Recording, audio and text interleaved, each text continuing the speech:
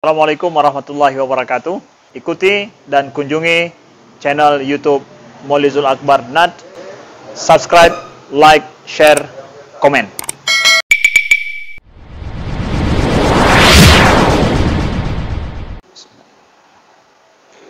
Assalamualaikum warahmatullahi wabarakatuh. Waalaikumsalam. Alhamdulillahirabbil alamin. Hamdan katsiran tayyiban mubarakan fihi.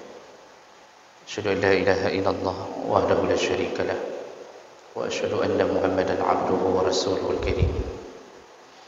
Allahumma shalli wa sallim ala nabiyyina wa sayyidina al-Mustafa Muhammadin wa ala alihi wa ashabihi ajma'in. Amma ba'd. Rabbi shrah li sadri wa yassir li amri wahlul 'uqdatam min lisani yafqahu qawli. Segala puji bagi Allah, kemudian salawat dan salam kepada Rasulullah, pada keluarga dan seluruh sahabat-sahabatnya. Bapak Ibu jamaah salat maghrib dan isya yang Allah muliakan, insyaallah kita akan sambung pelajaran kita melalui kitab Adabul Mufrad karangan Imam Al-Bukhari. Di pertemuan yang lalu kita sudah masuk ke dalam bab tentang silaturahim, dan di pertemuan yang lalu kita telah membahas salah satu hadis, yaitu tentang seseorang yang bertanya kepada Nabi sallallahu alaihi wasallam tentang amalan yang bisa menyebabkan seseorang masuk surga dan menjauh dari neraka. Lalu Nabi menjawab, sembahlah Allah dan jangan bersyarikat kepadanya. Sembahlah Allah dan jangan syirik kepadanya. Lalu dirikanlah salat, bayarlah zakat, dan sambunglah silaturahim. Nah, ini menunjukkan pentingnya silaturahim. Kita sambung hadis berikutnya, yaitu dari Abi Hurairah radhiyallahu anhu qala ata rajulun an-nabi sallallahu alaihi wasallam faqala, seseorang mendatangi Nabi sallallahu alaihi wasallam, lalu dia berkata, ya Rasulullah, inna li qarabatun asiluhum wa yaqta'uni. Pertama sekali orang ini mengatakan ke Rasulullah, ya Rasulullah, aku punya sanak saudara atau kerabat, aku menyambung silaturahim dengan mereka. Artinya aku senantiasa menjaga silaturahim dengan mereka, tetapi mereka memutuskannya. Mereka memutuskan silaturahim denganku, padahal aku selalu menyambung dengan mereka. Wa ahsinu ilaihim wa yasi'una ilayya. Aku berbuat baik kepada mereka, tapi mereka membalas dengan perbuatan yang buruk kepada aku. Wa yajhaluna alayya wa ahlumu anhum. Mereka berperilaku kasar terhadapku, tapi aku selalu berlemah lembut dengan mereka. Nah, ini pengaduan seseorang kepada Rasulullah sallallahu alaihi wasallam. Dan ini sering terjadi, Bapak Ibu yang Allah muliakan, dalam kehidupan sehari-hari. Kita berbaik-baik dengan orang, tapi orang tidak mau berbuat baik dengan kita. Kita sambung selalu silaturahim dengan saudara kita, tapi dia tidak ada rencana untuk menyambungnya dengan kita. Kita mendatangi mereka setiap kali ada kesempatan, kita hentikan kenderaan kita, kita berziarah, kita datangi rumah mereka, tapi mereka tidak pernah mendatangi rumah kita.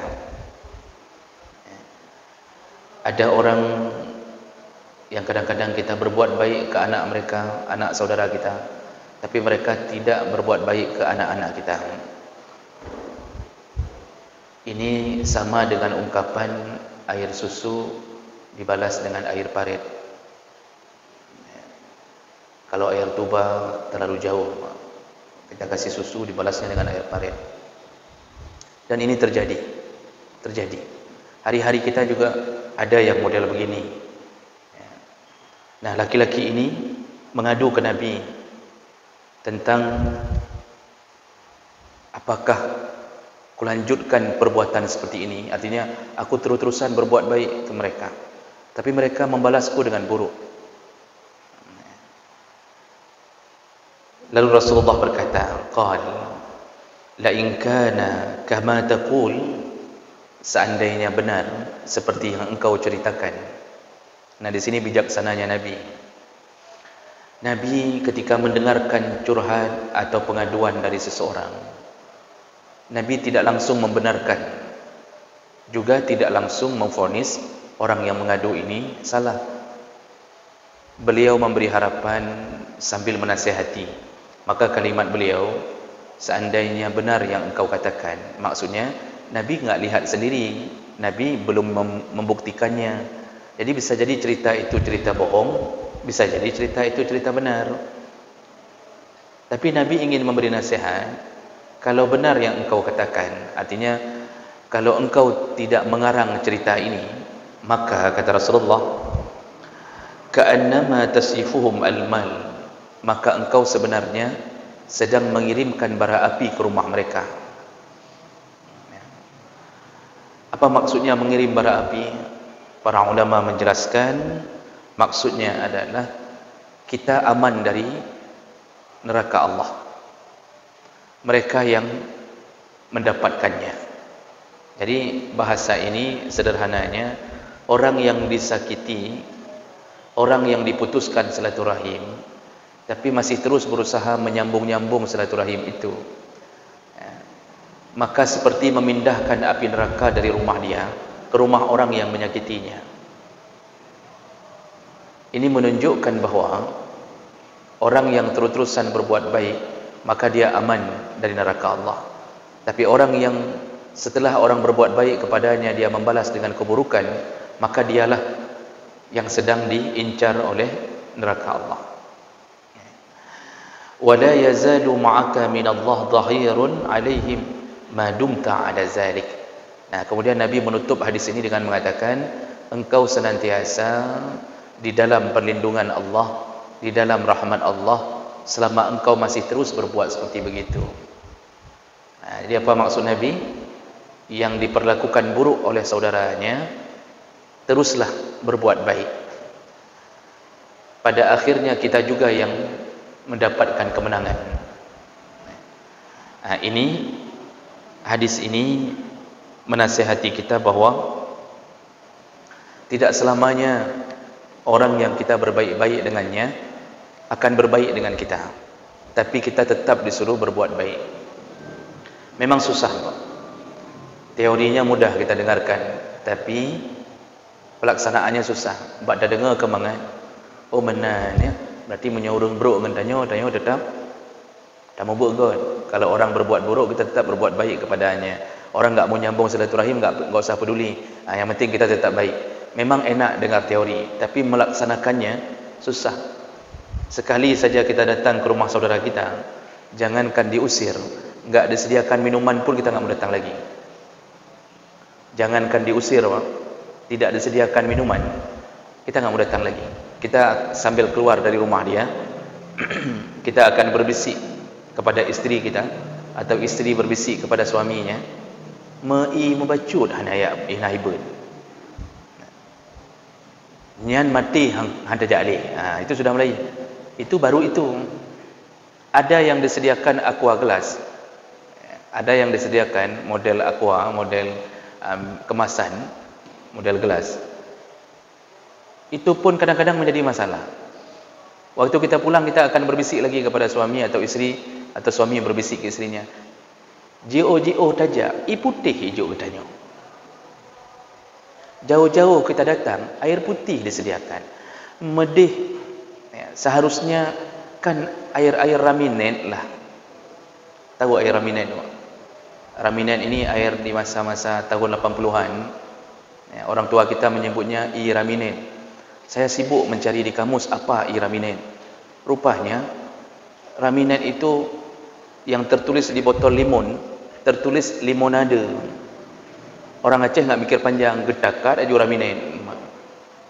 Limonade bacaannya jadi Raminent. Kan cukup mantap. Makanya orang Inggris kalah sama orang Aceh. Hai begini. Rupanya Raminent itu yaitu air-air yang bentuknya sirup atau minuman-minuman limun masa dulu. Air putih saja diangkat, kita komplain. Lalu kita mengatakan baik dajak li, kok create. Haid dajak. Itu saja kita sudah kalah. Di situ saja syaitan berhasil memenangkan pertarungan.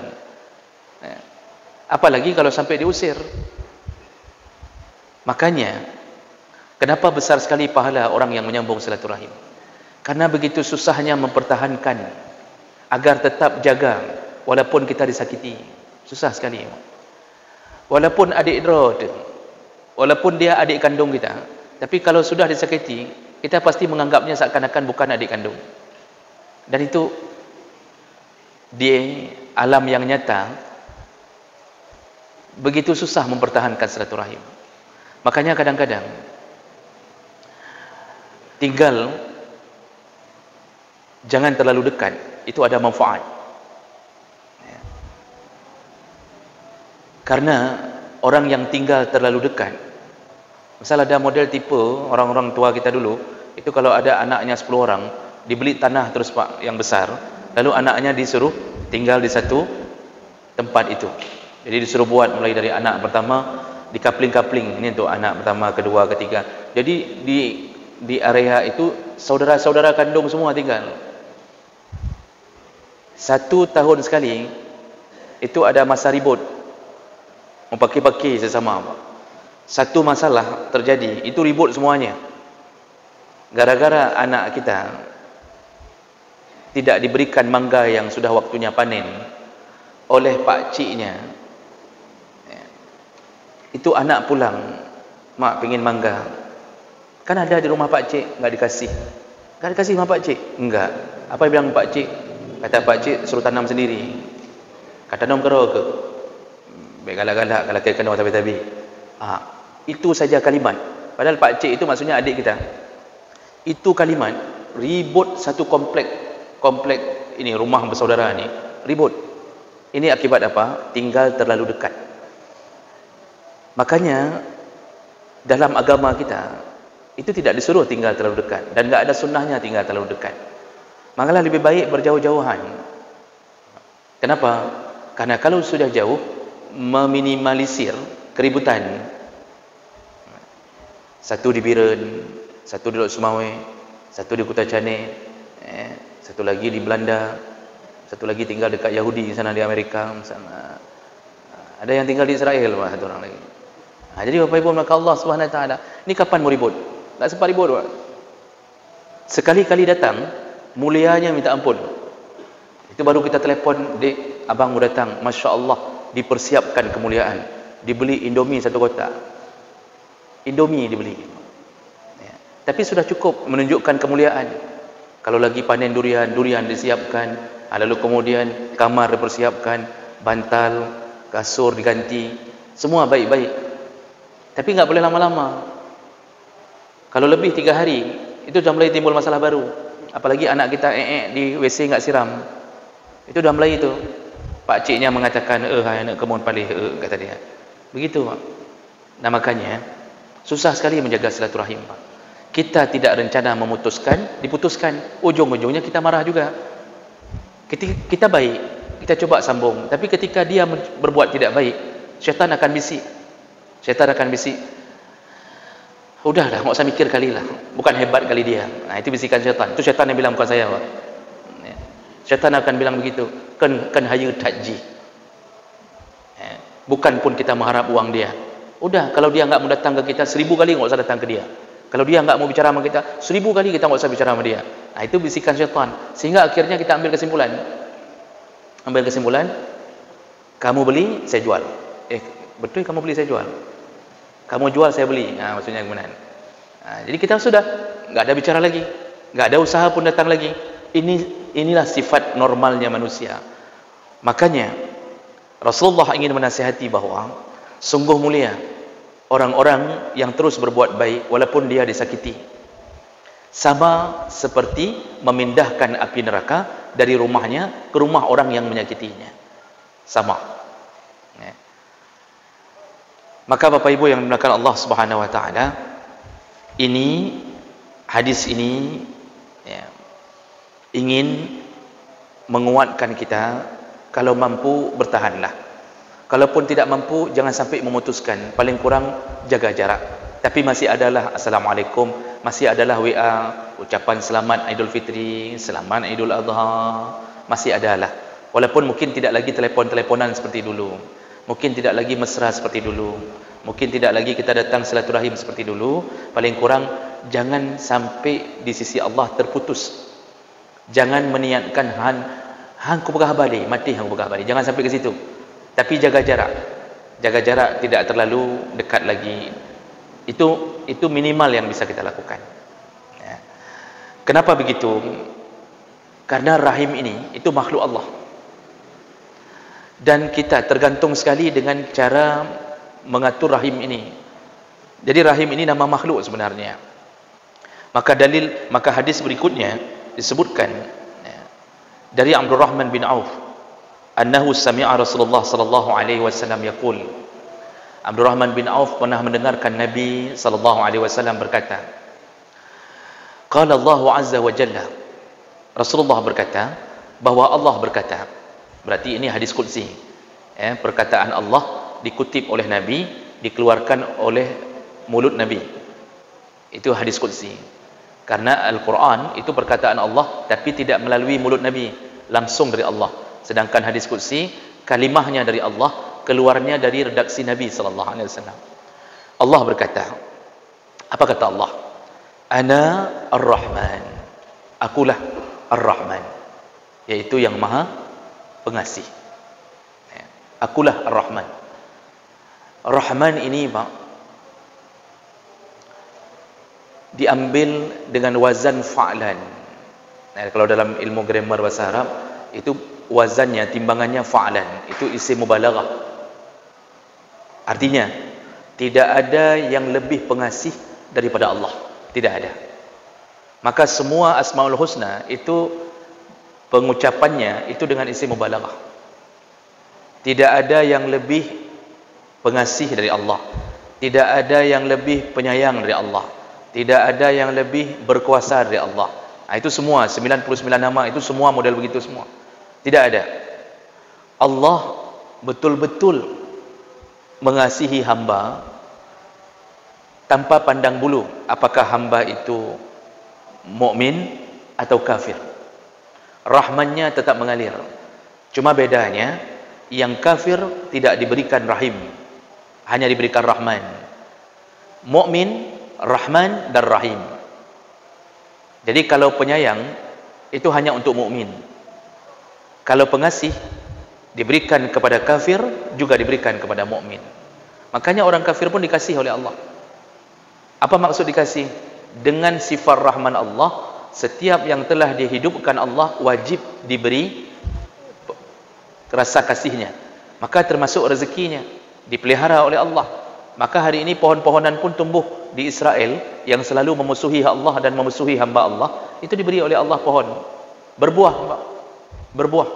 Bahkan subur di Israel itu banyak pohon subur. Kurma itu tumbuh di Israel. Pernah beberapa kali kurma Israel masuk ke kita, kemudian diprotes, langsung ditahan lagi. Orang kafir pun dapat rahman Allah. Mereka diberikan pakaian, diberikan fasilitas hidup, air tetap keluar dari bawah bumi, lalu turun dari atas langit, lalu kemudian mereka diberikan kegantengan, kecantikan, bahkan lebih hebat hidup mereka daripada kita. Ini Rahman, ini Rahman. Cuma bedanya apa? Allah tidak rahimkan mereka. Kita dapat rahim, satu tambahan, dapat rahim. Rahim itu adalah ketika Allah memutuskan hamba antara surga dan neraka, maka Allah memutuskan dengan rahimnya. Yang berhak dapat surga hanya yang dirahimi oleh Allah Subhanahu wa taala, dan itulah mukmin. Rahman dan Rahim, sifat yang didahulukan Allah di antara semua sifat yang lain. Dalam Asmaul Husna, Rahman dan Rahim lebih dahulu. Dalam hidup bacaan sehari-hari di waktu salat, Allah ulang-ulang, suruh ulang-ulang Bismillahirrahmanirrahim. Waktu baca Al-Fatihah, diulang lagi sekali lagi Ar-Rahman Ar-Rahim. Menunjukkan apa? Allah Subhanahu wa taala lebih mengutamakan pada dirinya sifat Rahman dan Rahim dibandingkan kemurkaannya. Maka nanti hari kiamat, sifat Rahman dan Rahim Allah memenuhi hari akhirat, melebihi sifat Rahim, melebihi sifat kemurkaannya, sifat ghadabnya. Sampai-sampai Allah memberikan hak kepada setiap hamba untuk menonjolkan satu amalannya agar dia bisa dimasukkan surga. Jadi seakan-akan Allah berkata, apa yang nadam dapat buat, apa yang pernah kita lakukan yang bisa membuatku memasukkan kamu ke dalam surga. Sampai segitunya agar bisa masuk surga. Makanya orang hari ini yang tidak faham Rahman dan Rahim Allah, itu sering sekali tidak mau taat kepada Allah, padahal Allah sayang sekali kepada dia, tapi dia tidak berusaha membalas sayang Allah. Allah cinta kepada dia, tapi dia tidak membalas cinta Allah. Allah minta dia untuk berkorban setahun sekali saja, yang selama ini sudah dipelihara oleh Allah. Luar biasa yang Allah beri. Kalau hitung-hitung, Pak, kalau dalam setahun itu nikmat Allah saja nggak sanggup kita hitung. Dalam setahun itu di luar gaji. Kalau gaji nikmat dan harta, itu di luar gaji. Kenapa kaki kita hari ini ringan melangkah ke masjid? Rahman Rahim Allah. Kenapa di antara semua orang yang tertidur waktu salat subuh, kita yang dipilih untuk bangun salat subuh? Rahman Rahim Allah. Kenapa kita diberikan rumah, diberikan istri yang salihah, diberikan anak-anak yang baik? Rahman Rahim Allah. Tapi kita tidak mau hitung. Ketika Allah sudah memberikan banyak sekali, diminta balas oleh Allah untuk menguji kita, Allah minta hanya kurban setahun sekali, itu pun kita tidak beri. Maka hari ini hari Minggu ini sudah masuk 1 Zulhijjah, ada yang belum merencanakan kurban. Nah, yang wata datanya nak rencana kurban, home tengah lu fikir-fikir. Makanya Allah juga tengah fikir-fikir pertama surga apa neraka. Surga apa neraka. Jadi seakan-akan kalau kita tanya sama Allah, yang pertama lu neraka apa surga? Home tengah fikir-fikir. Begitulah kita menyambut cinta Allah. Maka Bapak Ibu maka Allah menyebutkan dirinya Ana Ar-Rahman, akulah yang Maha Rahman, Maha Rahman. Lalu kemudian Allah menyebutkan wa ana khalaqtur rahim, dan aku yang menciptakan rahim. Jadi rahim ini ciptaan Allah, makhluk Allah. Ada makhluk Allah bernama rahim. Washtaqaqtu laha min ismi, ku ambil nama rahim itu dari namaku. Jadi rahim itu kalau dalam grammar bahasa Arab, satu akarnya satu dengan Rahman. Rahimah yarham, Rahman itu satu akar dengan rahim. Makanya Allah mengatakan, ku ambil nama rahim itu dari namaku. Faman wasalaha wasaltuhu, maka siapa yang menyambung-nyambung rahim, maka aku akan menyambung diri dengannya. Waman qata'aha qata'ahu, barang siapa waman qata'aha qata'tuhu, barang siapa yang memutuskan rahim itu, maka aku pun memutuskan dengannya. Nah, ini kalimat sederhana tapi bahaya bagi kita yang tidak faham. Ternyata urusan rahim bukan hanya urusan dengan manusia, tetapi urusannya adalah antara ridha Allah dan tidak ridha.